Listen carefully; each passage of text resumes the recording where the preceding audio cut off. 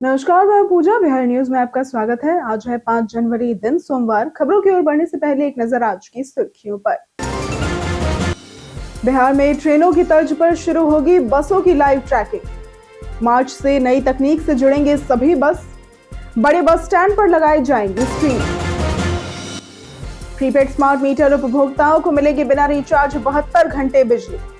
Balance खत्म या minus होने पर तुरंत नहीं कटेगी बिजली। महीने में केवल एक बार इस सुविधा का मिलेगा लाभ। बिहार में ग्रामीण जमीनों के सर्किल रेट में 13 साल बाद होगी बढ़ोतरी। सरकारी और बाजार दर का अंतर होगा कम। 10 से 50% तक हो सकती है बढ़ोतरी। बिहार में पीडीएस की राशन दुकानों में होगा एआई का इस्तेमाल। अनाज वितरण का वास्तविक समय डेटा होगा रिकॉर्ड। मैनुअल त्रुटियों और हेराफेरी पर लगेगी रोक। किसानों के निबंधन में तेजी लाने के लिए बिहार में चलेगा विशेष अभियान। 6 से 9 जनवरी तक होगा इसका आयोजन। कृषि मंत्री ने की किसानों से इसमें भाग लेने की अपील। राजगीर स्टेडियम में अगले घरेलू सत्र से खेले जाएंगे रणजी ट्रॉफी मैच। पिच और ग्राउंड का किया जाएगा वैज्ञानिक विश्लेषण। बिहार को क्रिकेट मानचित्र पर मिलेगी नई पहचान। न्यूजीलैंड के खिलाफ वनडे सीरीज के चयन समिति पर शमी के कोच का हमला। इस बार भी भारतीय टीम से बाहर है शमी। शानदार प्रदर्शन के बावजूद उनकी अनदेखी पर उठ रहे सवाल। चलिए अब बढ़ते हैं अब तक की 25 बड़ी खबरों की ओर विस्तार से। एसबीआई स्पेशलिस्ट ऑफिसर के लिए आवेदन की बढ़ी अंतिम तिथि। भारतीय स्टेट बैंक ने स्पेशलिस्ट ऑफिसर भर्ती के आवेदन की अंतिम तिथि 10 जनवरी 2026 तक बढ़ा दी है। बैंक ने यह कदम तकनीकी समस्याओं और वेबसाइट पर उच्च ट्रैफिक के कारण अभ्यर्थियों की सुविधा के लिए उठाया है। इस भर्ती के तहत 996 रिक्तियां भरी जाएंगी, जिनमें मुख्य रूप से रिलेशनशिप मैनेजर, इन्वेस्टमेंट मैनेजर और आईटी विशेषज्ञ शामिल है। इच्छुक उम्मीदवार एसबीआई की वेबसाइट के करियर सेक्शन में जाकर आवेदन कर सकते हैं, आवश्यक डॉक्यूमेंट्स अपलोड कर सकते हैं और शुल्क का भुगतान भी कर सकते हैं। चयन प्रक्रिया शॉर्टलिस्टिंग और इंटरव्यू आधारित होगी। कुछ तकनीकी पदों पर लिखित परीक्षा भी हो सकती है। बिहार में ट्रेनों की तर्ज पर शुरू होगी बसों की लाइव ट्रैकिंग। बिहार में अब ट्रेन की तरह बसों की भी लाइव लोकेशन ट्रैक की जा सकेगी। मार्च महीने से सभी बसों को नई तकनीक से जोड़ा जाएगा। इससे यात्रियों को बिहार से झारखंड, दिल्ली, यूपी, उत्तराखंड समेत अन्य राज्यों तक जाने वाली बसों की रियल टाइम लोकेशन और समय की जानकारी ऑनलाइन मिलेगी। बड़े बस स्टैंड पर स्क्रीन लगाई जाएगी, जिससे यात्री टिकट काउंटर पर बसों की स्थिति देख सकेंगे। तकनीक से बस की देर होने का कारण भी पता चलेगा और परिवहन विभाग मुख्यालय से सभी बसों की निगरानी करेगा। यह व्यवस्था यात्रियों के लिए सफर को आसान और सुविधाजनक बनाएगी। जनवरी में छुट्टियों के दिन भी अब होगी जमीन की रजिस्ट्री। बिहार सरकार ने राजस्व बढ़ाने और जनता को राहत देने के लिए बड़ा निर्णय लिया है। जनवरी 2026 में राज्य के सभी निबंधन कार्यालय रविवार और अन्य सामान्य अवकाशों में भी खुले रहेंगे। मद्य निषेध उत्पाद एवं निबंधन विभाग ने इसकी अधिसूचना जारी कर दी है। इससे कामकाजी लोगों को छुट्टी लेने की जरूरत नहीं पड़ेगी और भीड़ भी कम होगी। सरकार को निबंधन की संख्या बढ़ने से राजस्व में इजाफे की उम्मीद है। हालांकि 26 जनवरी जैसे राष्ट्रीय अवकाशों पर कार्यालय बंद रहेंगे। ये व्यवस्था केवल जनवरी माह तक ही लागू रहेगी। बिहार में इस जगह पर करोड़ों की लागत से पुल का होगा निर्माण। मुख्यमंत्री ग्रामीण सेतु योजना के तहत कैमूर जिले के रामपुर प्रखंड के सबारगढ़ गांव में दुर्गावती नदी पर नया पुल बनना है, जिससे कैमूर और रोहतास जिले सीधे जुड़ेंगे और लोगों को आवागमन में सुविधा होगी। पुल की लंबाई 111.6 मीटर और पहुंच पथ 280 मीटर होगी और लागत 7.72 करोड़ रुपए है। प्रकालन बोर्ड 12 दिन पहले लगाया गया, लेकिन निर्माण अभी शुरू नहीं हुआ है। मिट्टी जांच पूरी हो चुकी है। मौजूदा छलका पुल जर्जर स्थिति में है और खतरे में भी है। ग्रामीण आशा करते हैं कि इस नए पुल का निर्माण जल्द शुरू होगा और सुरक्षित आवागमन सुनिश्चित होगा। एनएमएमएसएस योजना के लिए प्राचार्य करेंगे ई शिक्षा कोष पोर्टल पर आवेदन। बिहार सरकार ने सरकारी स्कूलों के मेधावी बच्चों के लिए राष्ट्रीय आय सहित मेधा छात्रवृत्ति योजना का लाभ अधिक से अधिक छात्रों तक पहुंचाने के लिए नया नियम लागू किया है। अब 8वीं कक्षा के छात्र अपने आवेदन के लिए कहीं नहीं भटकेंगे। उनके स्कूल के प्राचार्य ई शिक्षा कोष पोर्टल पर आवेदन करेंगे। राज्य के सभी 65,000 सरकारी स्कूलों में आवेदन अनिवार्य होगा। प्राचार्यों को छात्रों की जाति, आय और दिव्यांगता प्रमाण पत्र बनवाने के लिए जागरूक करना होगा। ये व्यवस्था ग्रामीण और इंटरनेट से दूर बच्चों के लिए विशेष लाभकारी होगी। परीक्षा जल्द आयोजित की जाएगी। प्रीपेड स्मार्ट मीटर उपभोक्ताओं को ऐसे मिलेगी बिना रिचार्ज 72 घंटे बिजली। प्रीपेड स्मार्ट मीटर वाले बिजली उपभोक्ताओं के लिए राहत की नई व्यवस्था लागू की गई है। अब बैलेंस खत्म या माइनस होने पर भी बिजली तुरंत नहीं कटेगी। उपभोक्ताओं को 72 घंटे तक बिना रिचार्ज बिजली मिलती रहेगी, जिसे महीने में केवल एक बार उपयोग किया जा सकेगा।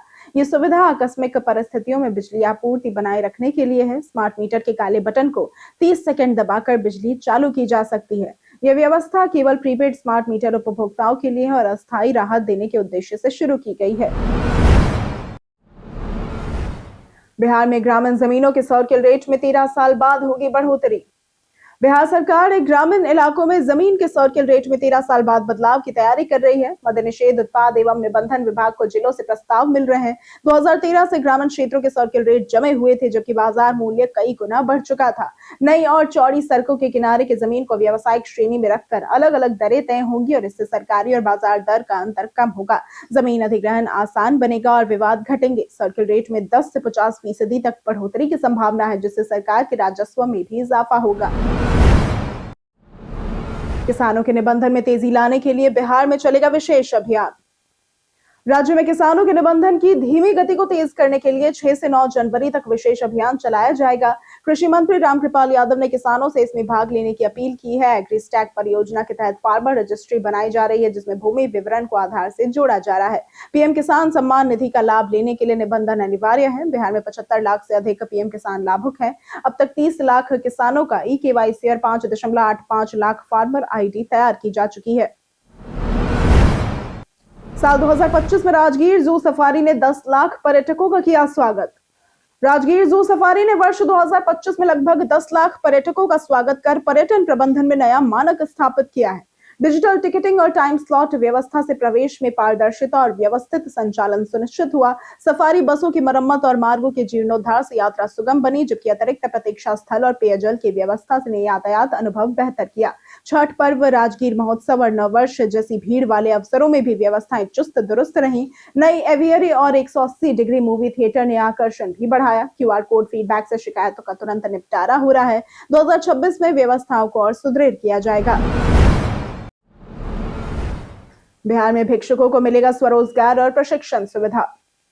बिहार सरकार मुख्यमंत्री भिक्षावृत्ति निवारण योजना के तहत भिक्षुकों को पुनर्वास और स्वावलंबन का अवसर प्रदान कर रही है। राज्य के 10 जिलों में 19 पुनर्वास गृह संचालित है, जहां वृद्ध, दिव्यांग और शारीरिक रूप से अक्षम भिक्षुकों को भोजन, आवास, वस्त्र, चिकित्सा परामर्श, मनोरंजन, योगा और परिवार से मिलान जैसी सुविधाएं मुफ्त दी जाती है। सरकार भिक्षुकों को स्वरोजगार के लिए 10,000 रुपए तक की आर्थिक सहायता, आधार, पैन, बैंक खाता, पेंशन, बच्चों की शिक्षा और कौशल प्रशिक्षण उपलब्ध कराती है। 6 उत्पादक समूहों में उन्हें स्किल डेवलपमेंट कोर्स और उत्पाद निर्माण व बिक्री का प्रशिक्षण मिलता है।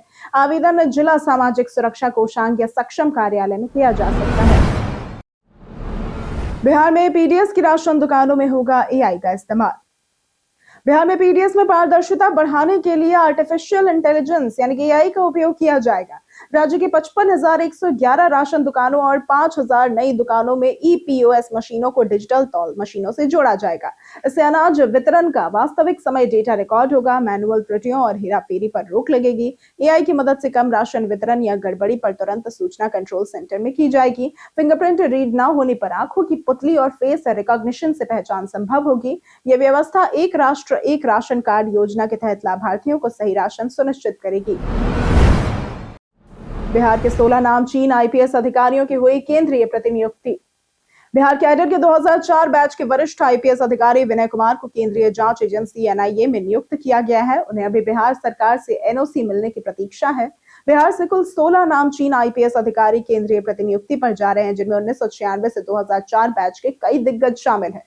रतन संजय, विकास बर्मन, सुशील खोपड़े समेत कई अधिकारी पहले ही केंद्र जा चुके हैं या जाने की प्रक्रिया में हैं। इतनी बड़ी संख्या में वरिष्ठ अधिकारियों के राज्य छोड़ने से बिहार पुलिस महकमे में रिक्तता और अतिरिक्त प्रभार बढ़ गए हैं, जिससे प्रशासनिक कार्यकुशलता और सुशासन पर सवाल उठ रहे हैं। राजगीर स्टेडियम में अगले घरेलू सत्र से खेले जाएंगे रणजी ट्रॉफी मैच। बिहार के राजगीर में बने अंतरराष्ट्रीय क्रिकेट स्टेडियम में अगले घरेलू सत्र से रणजी ट्रॉफी के मैच खेले जाएंगे, जिससे पिच और ग्राउंड का व्यवहार परखा जाएगा। मोइनुल हक स्टेडियम के क्यूरेटर देवीलाल के अनुसार निर्माण लगभग पूरा है, बस ड्रेनेज सिस्टम बाकी है। रणजी मैचों के दौरान पिच की उछाल स्पिन, सीम मूवमेंट और आउटफील्ड की गति का वैज्ञानिक विश्लेषण किया जाएगा, जिसके आधार पर बीसीसीआई अंतर्राष्ट्रीय मैचों की अनुमति तय करेगी। 45,000 क्षमता वाले स्टेडियम में जिम, स्पा, चिकित्सा केंद्र और कॉर्पोरेट स्वीट जैसी आधुनिक सुविधाएं भी मौजूद है। ये बिहार को क्रिकेट मानचित्र पर नई पहचान देगा। जाने आज कैसा रहेगा बिहार के मौसम का मिजाज। बिहार में इन दिनों कपकपी वाली ठंड का असर तेज हो गया है। दिन और रात के तापमान में खास अंतर नहीं रह गया है। मौसम विभाग ने 5 जनवरी यानी कि आज राज्य के 25 जिलों में ऑरेंज अलर्ट जारी किया है और इस दौरान कोल्ड डे जैसी स्थिति, सर्द पछुआ हवाएं और घना कोहरा छाए रहने की चेतावनी दी गई है, जिससे लोगों को जरूरत होने पर ही घर से निकलने की सलाह दी जा रही है। मौसम वैज्ञानिकों के अनुसार ऊपरी वायुमंडल में सक्रिय चक्रवाती परिसंचरण और तेज पछुआ हवाओं के कारण अगले 2 से 3 दिनों तक ठंड बनी रहने की संभावना है। बिहार रेरा की नई रैंकिंग अब वेबसाइट पर होगी उपलब्ध। बिहार में फ्लैट या प्लॉट खरीदने वालों के लिए राहत की खबर सामने आई है। बिहार रेरा ने निबंधित रियल एस्टेट प्रोजेक्ट्स और बिल्डरों की नई रैंकिंग जारी की है, जिसे वेबसाइट पर आसानी से देखा जा सकता है। इस रैंकिंग से ये पता चलता है कि निर्माण समय पर हो रहा है या नहीं, पैसे का सही उपयोग हो रहा है या नहीं और कितनी शिकायतें मिली है। बीआरक्यू और बीपीक्यू के तहत परियोजनाओं और बिल्डरों का आकलन किया गया है। नई ऑनलाइन क्यूपीआर प्रणाली से पारदर्शिता बढ़ी है। रेरा अध्यक्ष के अनुसार इससे खरीदारों का भरोसा बढ़ेगा और बिल्डरों की जवाबदेही तय होगी। संजय मिश्रा ने अपने अभिनय करियर की कुछ बातें की साझा। संजय मिश्रा, जो 62 साल की उम्र में भी दर्शकों को एंटरटेन कर रहे हैं, सोशल मीडिया पर अपनी फिल्म दुर्लभ प्रसाद की दूसरी शादी के प्रमोशन के दौरान चर्चा में आए। उन्होंने बताया कि उन्होंने कभी भी स्टारडम के पीछे भागने की इच्छा नहीं रखी। उनका कहना है कि स्टारडम के चक्कर में लोग दूसरों पर निर्भर रहते हैं, जबकि वो खुद ही हर काम कर सकते हैं। फिल्मों का चुनाव करने का उनका तरीका भी कुछ अनोखा है। वो कहानी की पूरी फिल्म अपनी कल्पना में देखकर ही हाँ कहते हैं, बाकी बदलाव सेट पर ही तय होते हैं। बिहार में 3 नए बराज का निर्माण हुआ शुरू। बिहार में बाढ़ नियंत्रण और सिंचाई के उद्देश्य से 3 नए बराज के निर्माण की प्रक्रिया शुरू हो गई है। बागमती नदी पर 2 और महानंदा नदी पर 1 बराज प्रस्तावित है, जिनके लिए सर्वे कार्य आरंभ हो चुका है। केंद्रीय टीम ने महानंदा के प्रस्तावित स्थल का निरीक्षण किया है और शीघ्र ही बागमती का दौरा करेगी। इन बराजों से सीतामढ़ी, शिवहर, मुजफ्फरपुर, दरभंगा, खगड़िया, किशनगंज, कटिहार और पूर्णिया जिलों की बड़ी आबादी को लाभ मिलेगा। परियोजनाओं को केंद्रीय जल आयोग से मंजूरी मिल चुकी है। प्रीमियम ट्रेनों में प्लास्टिक प्लेट में खाना मिलना अब होगा बंद। भारतीय रेलवे और आईआरसीटीसी ने पर्यावरण संरक्षण की दिशा में बड़ा कदम उठाते हुए प्रीमियम ट्रेनों में प्लास्टिक प्लेटों का उपयोग बंद करने का निर्णय लिया है। मार्च 2026 से वंदे भारत, बेंगलुरु राजधानी और शताब्दी एक्सप्रेस में भोजन बायोडिग्रेडेबल थालियों में परोसा जाएगा। ये थालियां प्राकृतिक सामग्री से बनी होंगी और 3 से 6 महीने में खाद में बदल जाएंगी। पायलट प्रोजेक्ट के सफल होने पर इसे अन्य ट्रेनों में भी लागू किया जाएगा और इस पहल से हर महीने 50,000 प्लास्टिक प्लेटों की बचत होगी और करीब 300 किलो प्लास्टिक कचरा कम होगा। बिहार के 5 पत्थर खदानों के पट्टों की समय सीमा हुई समाप्त। बिहार में 5 पत्थर खदानों के पट्टों की समय सीमा समाप्त हो चुकी है, जिससे अवैध खनन की आशंका बढ़ गई है। खान एवं भूतत्व विभाग ने जिलों के खनन अधिकारियों को अतिरिक्त निगरानी और उड़न दस्ता टीम बनाने के निर्देश दिए हैं। फिलहाल केवल 3 खदानों से खनन जारी है, जिनका क्षेत्रफल लगभग 37.5 एकड़ है। गयाजी जिले की एक खदान का पट्टा 15 दिसंबर 2025 को ही समाप्त हो गया, जबकि शेखपुरा जिले की 4 खदानों में से एक का पट्टा 26 नवंबर और 3 अन्य का दिसंबर 2025 में समाप्त हो चुका है। शेष 3 खदानों के पट्टे क्रमशः 13 जून और 16 अगस्त 2026 तक वैध है। मोबाइल टावर से कैंसर होने की अफवाह का डॉट ने किया खंडन। मोबाइल टावरों से कैंसर होने की आशंका बिल्कुल गलत है। भारत सरकार और डब्ल्यूएचओ के अनुसार टावरों से निकलने वाली रेडिएशन सुरक्षित सीमा के भीतर होती है और स्वास्थ्य के लिए हानिकारक नहीं है। ईएमएफ यानी इलेक्ट्रोमैग्नेटिक फील्ड प्राकृतिक रूप से भी मौजूद होती है और मोबाइल फोन व टावर दोनों कम शक्ति पर काम करते हैं। भारत में सुरक्षा मानक अंतर्राष्ट्रीय मानकों से 10 गुना कड़े हैं। यदि कोई टावर अधिक रेडिएशन फैलाता भी है तो जुर्माना लगाया जाता है या टावर बंद किया जाता है। डब्ल्यूएचओ की समीक्षा में भी बेस स्टेशन और 5G नेटवर्क से कैंसर का कोई वैज्ञानिक प्रमाण नहीं मिला है। पटना में आज सुशील कुमार मोदी की जयंती पर समारोह का होगा आयोजन। सुशील कुमार मोदी स्मृति शोध संस्थान ने 5 जनवरी यानी कि आज पटना में स्वर्गीय सुशील कुमार मोदी की जयंती पर भव्य समारोह का आयोजन किया है। मुख्यमंत्री नीतीश कुमार मुख्य अतिथि रहेंगे, जबकि उप मुख्यमंत्री सम्राट चौधरी, केंद्रीय मंत्री गिरिराज सिंह, बीजेपी के वरिष्ठ नेता और अन्य गणमान्य व्यक्ति विशिष्ट अतिथि होंगे। समारोह में मोदी के आर्थिक सुधारों, नीति निर्माण और सुशासन में योगदान को याद किया जाएगा। शोधकर्ताओं और सामाजिक संस्थाओं का सम्मान किया जाएगा। 5 जनवरी यानी कि आज श्री कृष्ण मेमोरियल हॉल में उनकी आदमकद प्रतिमा का अनावरण भी होगा। प्रदेश में सेवा कार्यों के माध्यम से उन्हें श्रद्धांजलि दी जाएगी। आईआरसीटीसी घोटाले में लालू पहुंचे दिल्ली हाईकोर्ट, आज होगी सुनवाई। आईआरसीटीसी घोटाले में राजद सुप्रीमो और बिहार के पूर्व मुख्यमंत्री लालू प्रसाद यादव ने ट्रायल कोर्ट द्वारा दिए गए आरोपों को चुनौती देते हुए दिल्ली हाईकोर्ट का रुख किया है। उनकी याचिका पर सोमवार यानी कि आज जस्टिस स्वर्णकांत शर्मा की पीठ सुनवाई करेगी। अक्टूबर 2025 में राउज एवेन्यू कोर्ट ने भ्रष्टाचार और आपराधिक साजिश के तहत आरोप तय किए थे। इस केस में राबड़ी देवी और तेजस्वी यादव भी आरोपी हैं। सीबीआई के अनुसार 2004 से 2009 के दौरान रेलवे मंत्री रहते हुए होटल टेंडरों के बदले जमीन ली गई। हाईकोर्ट का फैसला राजनीतिक और कानूनी दृष्टि से अहम माना जा रहा है। मनरेगा में बदलाव के कारण कांग्रेस करेगी राष्ट्रव्यापी आंदोलन। कांग्रेस ने केंद्र सरकार पर मनरेगा को कमजोर करने का आरोप लगाते हुए 10 जनवरी से 25 फरवरी तक मनरेगा बचाओ संगम राष्ट्रव्यापी आंदोलन चलाने की घोषणा की है। अभियान का उद्देश्य काम के अधिकार की रक्षा और मनरेगा श्रमिकों की आवाज को संसद तक पहुंचाना है। इसकी शुरुआत 8 जनवरी को प्रदेश कांग्रेस कमेटी स्तर की बैठक से होगी। 10 जनवरी को जिला स्तरीय प्रेस कॉन्फ्रेंस, 11 जनवरी को उपवास, 12 से 29 जनवरी तक पंचायत स्तर चौपाले और जनसंपर्क, 30 जनवरी धरना, 31 जनवरी से 6 फरवरी जिलों में धरना, 7 से 15 फरवरी तक विधानसभा घेराव और 16 से 25 फरवरी तक आंचलिक स्तर पर रैलियां आयोजित होंगी। न्यूजीलैंड के खिलाफ वनडे सीरीज के चयन समिति पर शमी के कोच का हमला। न्यूजीलैंड के खिलाफ 11 जनवरी से शुरू होने वाली वनडे सीरीज के लिए घोषित भारतीय टीम में मोहम्मद शमी को एक बार फिर जगह नहीं मिली है। घरेलू क्रिकेट और विजय हजारे ट्रॉफी में लगातार शानदार प्रदर्शन के बावजूद उनकी अनदेखी पर सवाल उठ रहे हैं। मोहम्मद शमी ने विजय हजारे में 11 विकेट लिए हैं, फिर भी चयन नहीं हुआ। उनके कोच बदरुद्दीन और बंगाल के कोच लक्ष्मी रतन शुक्ला ने चीफ सेलेक्टर अजीत अगरकर और चयन समिति के फैसले की कड़ी आलोचना की है। कोचों को शमी के करियर को लेकर भी चिंता है। कई कारणों से दर्ज है भारत के इतिहास में आज की तारीख। 2020 में आज ही के दिन भारत के विदेशी मुद्रा भंडार ने 457.468 बिलियन के उच्च स्तर को छुआ था। 1671 में छत्रपति शिवाजी महाराज ने मुगलों से सलहट क्षेत्र को अपने कब्जे में किया था। 1893 में आज ही की तारीख में परमहंस योगानंद जी का जन्म हुआ था। ये एक भारतीय धर्मगुरु थे।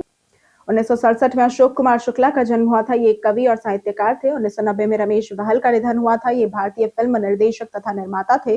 1982 में सी रामचंद्र का निधन हुआ था। ये हिंदी फिल्म संगीतकार, गायक और निर्माता व निर्देशक थे।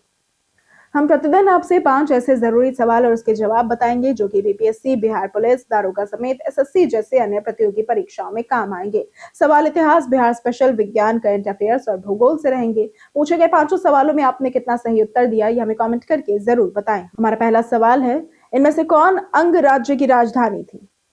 ए चंपा, बी मोतिहारी, सी सारण या फिर डी मिथिला? इसका सही जवाब है ए चंपा। हमारा दूसरा सवाल है, मगध साम्राज्य में श्रमण परंपराओं में कौन कौन से धर्म शामिल थे?